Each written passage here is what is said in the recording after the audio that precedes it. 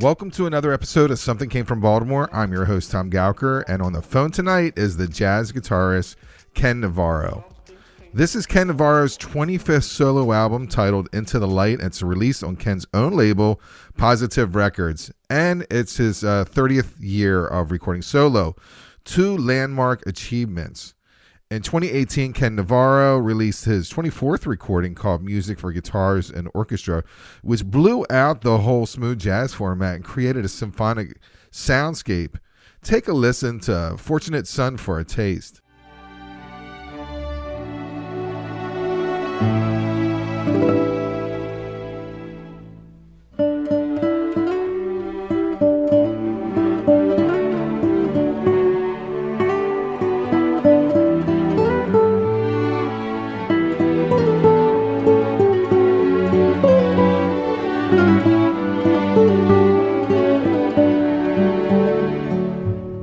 Into the Light has best of both worlds, smooth jazz bangers like Green Chile Stew, and the album title Into the Light.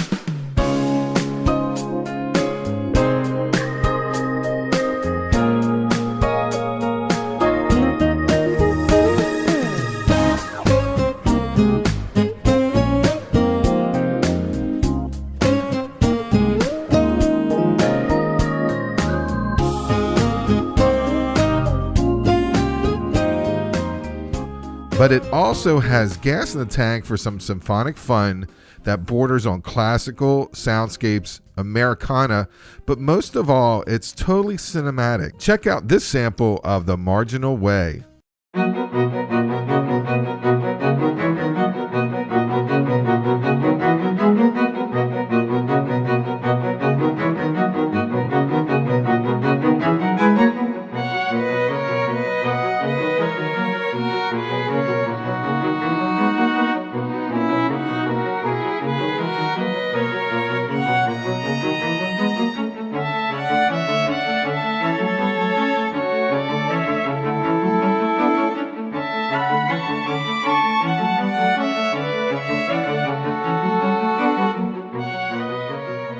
This is a dizzy epic of a record that really, really spans the genres. It's a box of chocolates.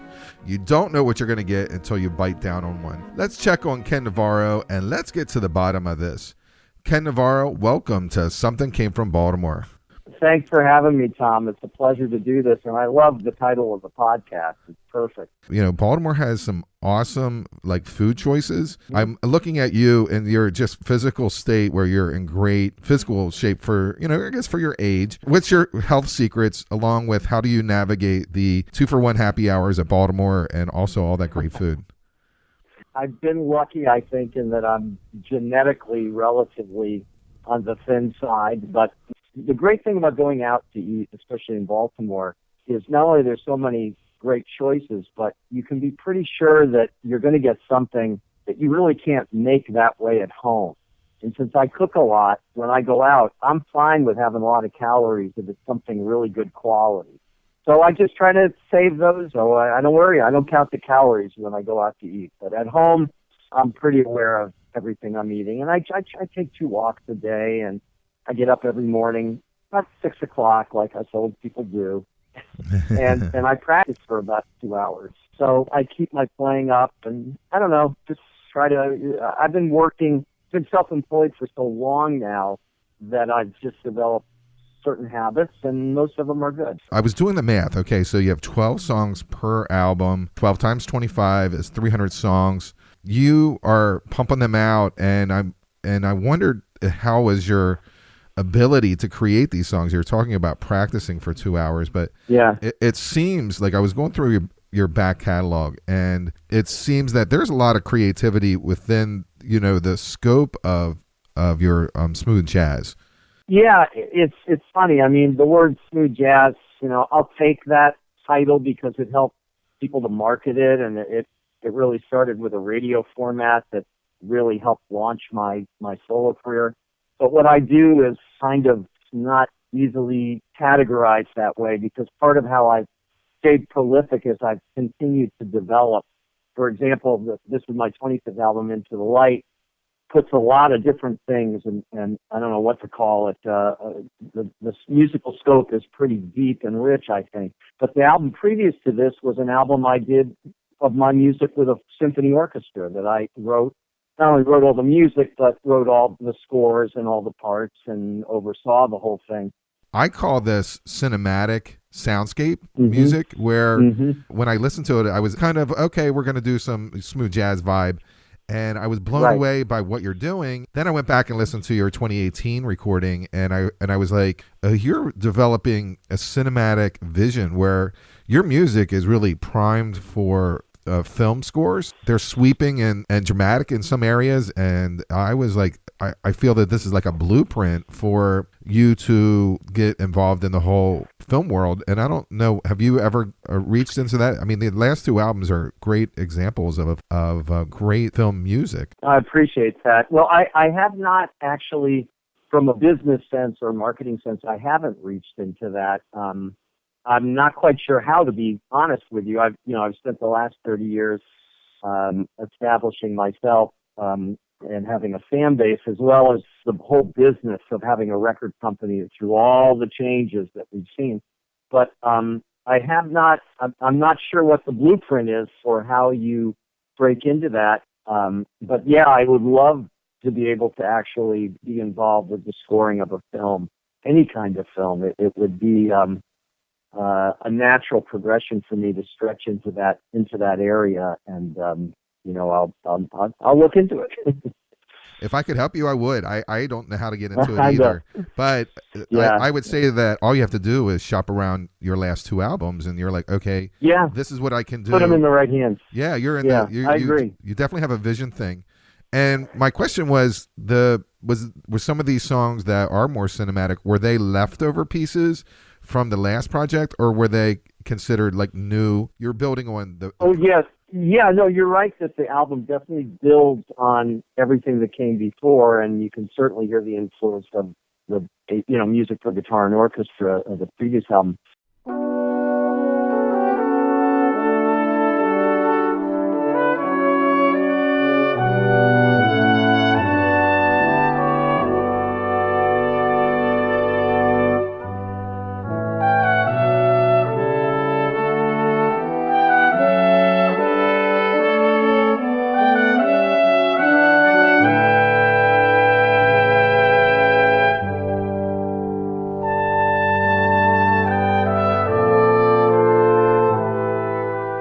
And the Spirit Spoke. I find that also to be like maybe a nice closer of an album, which kind of encompasses everything that you're doing on this album. Can you talk a little more about that? Do you remember that?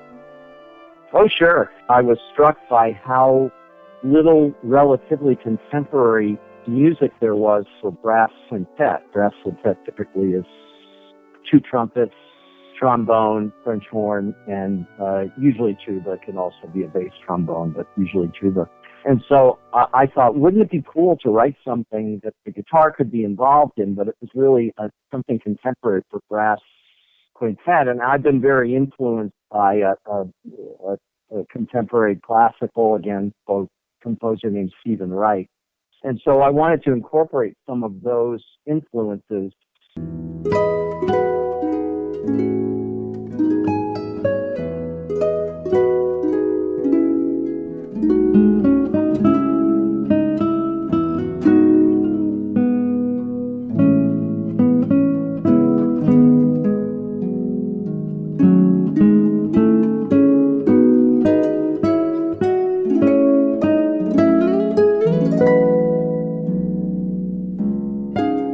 Yeah, that was a cool piece because in the process of doing the previous album, I learned how to write for harp, which is no small task.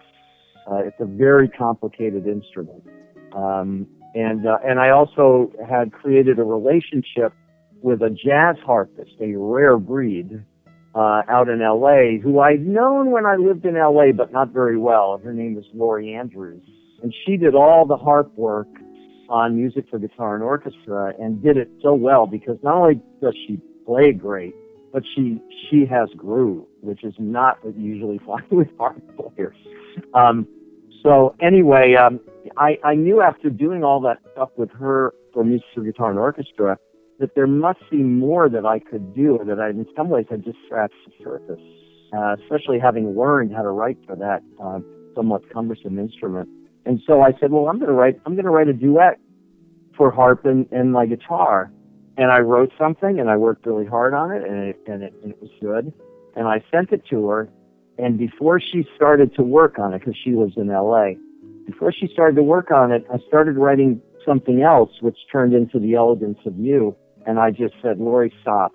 This is better. I think this is a lot better. And I sent that to her, and that's what we did. I try to write linearly, meaning that you start in one place, and if you go back at all, it's just for something near the end. It's a reiteration, which is what happens in The Elegance of You. You hear that original theme at the very end of the piece, up a half step. So it has this kind of a lift to it when it concludes. But yeah, Into the Light definitely shows those influences. There's a song right now that's a pretty big hit on what's left of what we call smooth jazz radio, called When We Dance. And even though that kind of could be categorized as smooth jazz, it's not really in the format exactly the way they do it now. But what's really interesting to me is I managed to put a string quartet into that, which is not something that you would associate with contemporary jazz. But it's just part of the influence of having written so much for orchestra and strings, in the previous couple of years.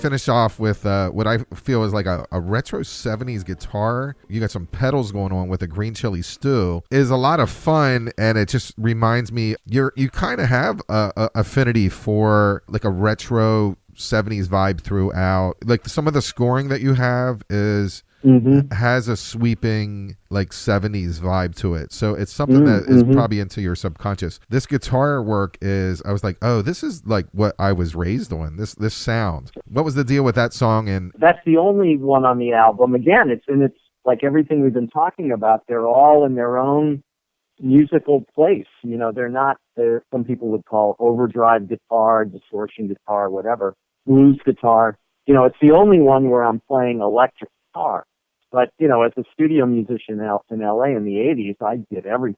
I mean, I played every kind of guitar. I've always been somebody who feels like the blues is at the heart of everything that we as American musicians do. I remember in L.A. I had a great friend who was a wonderful player, and he didn't like the blues. And I would just say, how can you say that? Everything you do is coming from that in some way or the other. But for me, it's the opposite. And I think Green Chili Stew, which, by the way, was inspired by a trip to Santa Fe and some talk about some hot cuisine. That's where that came from, and it just seemed like the fitting title for that particular song.